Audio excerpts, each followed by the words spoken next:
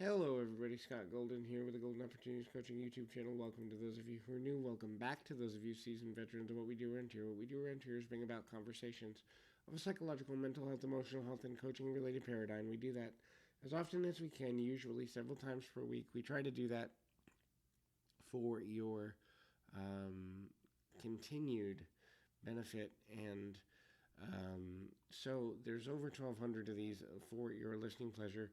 Make sure to subscribe, like, comment below if there's a comment, if there's a concept or a conversation you'd rather see us have. Would love to be of benefit to you in that way, to make content that's beneficial to you continually. And so this is kind of things about the subconscious mind that we may not know. If you're dealing with ways to set new habits for yourself, ways to believe differently about yourself, ways to move forward in a meaningful manner, would love to be of benefit to you.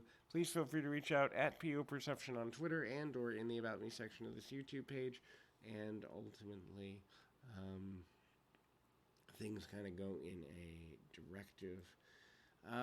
So first thing is your subconscious rules your body. Your automatic systems like breathing, blinking, and other things you don't need to think to do. Your body system is run by your subconscious mind or your automatic mind. And so if your subconscious stopped working, then certainly there would be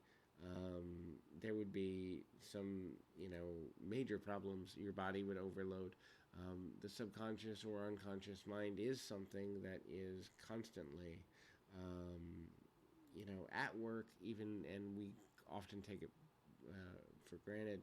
Second thing is automatic behaviors. In other words, if we had to think about everything, how to tie our shoes, how to lift a fork, how to do the daily things that we do that are just automatic within ourselves, our brains would overload. Our brains are automatically filtering about 70 to 80,000 bits of information in a given day. Imagine doubling that by double, triple, quadruple, 5 times, just an exorbitant amount. That's what you would be doing if your your your subconscious didn't kick in that way. And so obviously there are things that need to be done. Your body runs that way. Also, the ways you respond to things, the thought of being able to carry on a basic conversation.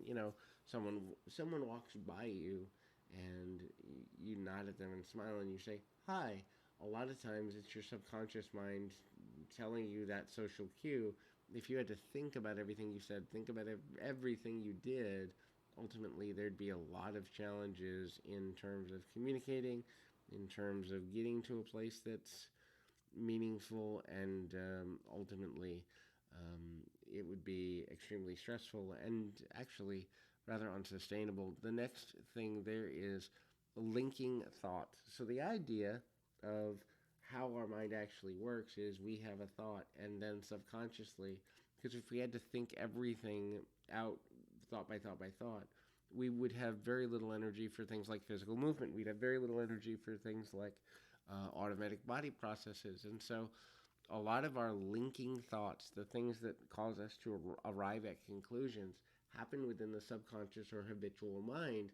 And they happen in an automatic way because we've been there before, because we've had this emotional reaction before, because this feels on an emotional level familiar to us, and thus we continue to move in a directed way. We continue to move in a more meaningful way, and then we begin to balance things in a new directive, in a good and more,